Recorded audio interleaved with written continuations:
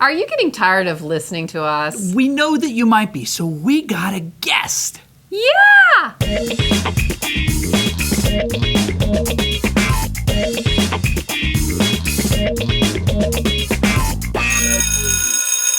Hey there, cool teachers. Welcome. Don't forget to like this. You're here. You might as well press the like button.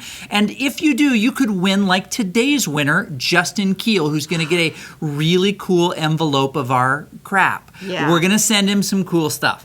But thank you, Justin. You could win it too. We pick him from the likes. Today, we've got an awesome guest. And the reason he's so awesome is because we've already talked about him. Right, several times. Several times, because he's that cool. And he's so cool that he agreed to talk with us, which actually may lower his cool level. I'm not sure about that. Yeah. But the middle. Who are we going to talk to today? We're going to talk to Matt Gudenius, and his name. Wow, easy for you to say. His name rhymes with genius, and I think he kind of could be considered a genius. He's a teacher. He is. He's a teacher in Calistoga, California, I believe. He has hair. Yeah, he wears clothes. Yeah, he has hair. We're being quite descriptive with him. Yes, and what makes him cool? What makes him so totally cool? He's been interviewed by Time Magazine. The Time Magazine? Yeah, he's one of our ed tech graduates. Very, very cool. I mean, so he could probably teach some of our classes a lot better than we could. Let's stop talking about him and let's introduce him and let him talk. Matt Gudenius, how are you doing? Hi, Matt. Hi, how's it going? We're so glad you're here. Did you have nothing better to do? No, I got so much free time on my hands. I just didn't know what else to do with my time. Yeah, because you're a teacher. Yeah, he works 24/7, 24 hours a week, 7 months a year. Yeah, so. Yeah, exactly. Is that what they mean by that? I think so. Oh. Okay, so we've got some questions for you about your philosophy, your paperless classroom. Now, we didn't tell that in the intro, too. The reason we're interviewing Matt is because he is a paperless guru. In fact, I think they know that. They've been watching. Well, he has this website, too, that is sanctuarymedia.com/paperlessmojo. That is so funny because I have a lower back tattoo exactly the same. Yeah, that's what I thought. Okay. Well, we've got some questions for you, and we thought we would put all of our questions, as we usually do, in a Star Wars lunchbox. Cool. And let's start. Barbara, you want to go first? Let the Force awaken. I'm going to start. So who is Matt Gudenius? Who is? I am me, and I've been teaching for about 13 years. Before that, I was a computer programmer, so it's not a large jump to go from that background into using educational technology. And I did teach technology for a long time, but I'm currently a 6th grade multiple subject teacher at an elementary school. So I'm integrating technology, teaching it still, but it's not the central focus. The focus is using it as a tool. Very cool, and 6th grade especially. You know, they're not quite teenagers or moving into adults, and they're not quite human. Yeah, they're total tweeners in between all the worlds. And you need to tell some of them to wear deodorant sometimes too. Sometimes, right? I kind of remember that explicitly. A lot of things. Well, your comments today. Well, very cool. All right. So my question for you is, what inspired you to go paperless? It's a big commitment. Okay, so we started integrating technology into the classroom, and I'd been using technology for a very long time. My alma mater, Wake Forest University, actually was more or less paperless in 1996. They started giving a laptop to every student as part of admission. So we were using them integrated into the classroom 20 years ago, literally. And that showed me the way that it could be used for technology. Once I get into this school, I started teaching computer classes here, and I really wanted to showcase for the other teachers that the computers shouldn't really be a separate, in my opinion, a separate lab, a pullout. It's a tool that we use for so many jobs, so many tasks in our everyday lives. It's ubiquitous, and it's really a necessary skill now. So I wanted to kind of showcase how a regular teacher can integrate those things into the classroom. I couldn't do that being a separate computer science teacher. You know, it set a paradigm of, if kids learn computers, they go to computer class. But as I said in the Time article, I mean, a mechanic doesn't go to a wrench class. Or a screwdriver class. It's a tool that you use for some purpose, and you have to have this more holistic view of things. So I kind of wanted to just set an example for how to do that. as well the fact that I saw kind of a lot of waste of time and efficiency that could be improved from the technology. And with the paper and the resources, if you get that plus the technology, it's an additional expenditure and additional logistical difficulty. If it's not required, then why not streamline the process? Very, very cool. Well, and you talked about when you were in the school, you found out, Chris, that the school was paying an astronomical amount of money for paper, for photocopying. And I was really shocked when you told me how much it was. You could actually repay Greece's debt based on the amount of money one high school spent on. Is that a movie?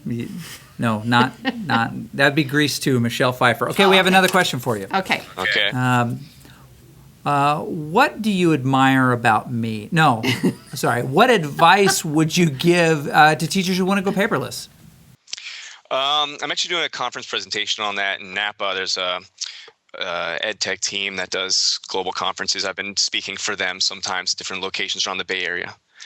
So I'm preparing some stuff right now. I'm trying to share things on my blog. There's so much advice that you can get for people trying to go paperless, but the main thing is just not to be afraid to jump in and try things. I think that's really a big thing that holds teachers back, especially if they haven't gone through an ed tech program like Boise State or something else. There's an intimidation factor and a fear of change and things until they see it modeled or until they try it, and to not be afraid to fail because things are going to go wrong. Things went wrong right in this video chat. The viewers might not know that, but I'm going to spill the beans on that.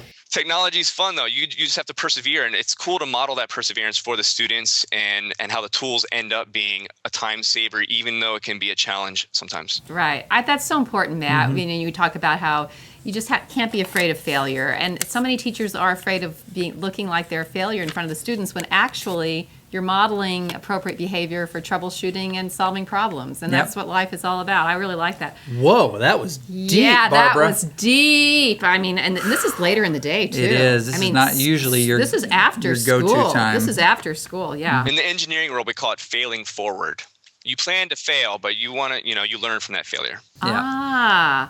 So what's so cool about Barbara? No. So what is so cool about a paperless classroom? What sets it apart?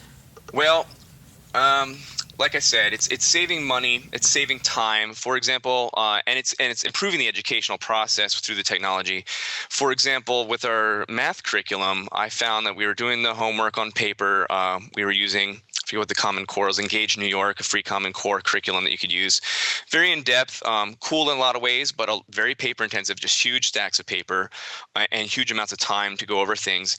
And when we reviewed the homework, number one, the kids could be forming bad habits without realizing whether they're on the right track or not at all. They're getting no feedback or interactive response while they're doing the work at home. And then reviewing it and going over it, that takes up maybe 20 minutes of the morning. I freed up 20 minutes per day, 5 times a week. It's 100 extra minutes a week of teaching time. Plus the kids get immediate feedback and I get immediate data. So I can use that data and the responsiveness. That's just one example. That's cool. But, yeah. That's really powerful. And teachers who don't know about it don't understand it, but it's so much faster to give real-time feedback, and the student can move on and learn. Wow. Yeah. I mean, just something as simple as that. Yeah. What do you do about students who hate trees and want to see more destruction? There is a lot of resistance because people are comfortable with what they know. I mean, I grew up reading paper books, and it took me quite a while, and it was mostly through the ed tech program that I got more used to reading, not really ebooks per se, but it was mostly PDFs of online articles. It was all electronic, and it's difficult to change habits and change the status quo for people. And these kids have been taught from 5 years old, just like most adults, to read in this traditional print medium and things like that. So there was resistance and things like building models. Oh, but we like making sugar cube pyramids and things like that. And I said, well, if you can show me a job listing that has sugar cube pyramid building as a skill, maybe we'll consider that. But I'm going to try to give you guys real world skills. We're going to make websites, in lieu of posters. Sometimes we can still make posters and things like that. They still have a purpose, but just trying to bring the old school techniques into a more meaningful modern context. And the kids started to buy into it when they were exposed to it. They really did start to like it. The ebooks were still kind of it depended on the quality of the ebook, really, is what affected that resistance. But creating products, they really started getting into on the computers. I bought a 3D printer and showed them how we can use CAD modeling to create. Here's an example. This is a 3D Parthenon that my students made. Wow. Cool. Scale replica. It So needs was a to math be at activity. least 3 times that size. Yeah, if you're Smurfs, yeah. But this was created by my student last year, and we printed it out on the 3D printer, and it was all just, it was a math skill, it was a social studies, project-based learning kind of activity, so very similar to what you would do in traditional sense, but it didn't take nearly as long, even though they were learning cutting-edge, real-world, job-applicable, marketable skills of CAD design and 3D modeling. Well, that is awesome. So Your students must very love cool. you. Yeah. Your students must come into the classroom every day Oh. and can't wait. yeah. A lot of them. I mean, a lot of the kids do like technology. They're surrounded by it now, and so the ones that are really into technology love it. But I do think it's important to realize that there's still times for hands-on learning. We did a lot of hands-on science labs today. It's not all virtual labs or simulated things. And even with art, I do actually use some paper. For example, it's hard to fold up a computer screen to make origami. So Very true. and there are some studies that show benefits of that kinesthetic learning. So for some math activities, 3D spatial reasoning, it's still beneficial to do some things without the computers and to know when to use the right tool. So a Right on. paperless classroom still has some paper, but Some a lot paper less. For very purposeful use, though, not just for worksheets or something like that. Well, cool. Well, thanks for joining us, and we're going to give some folks some details of how they can get a hold of you, how they can follow you, and find out what you have to say. But thanks for joining us. Thank you so much, Matt. I'm so glad to finally meet you. Yeah, thank you for having me on.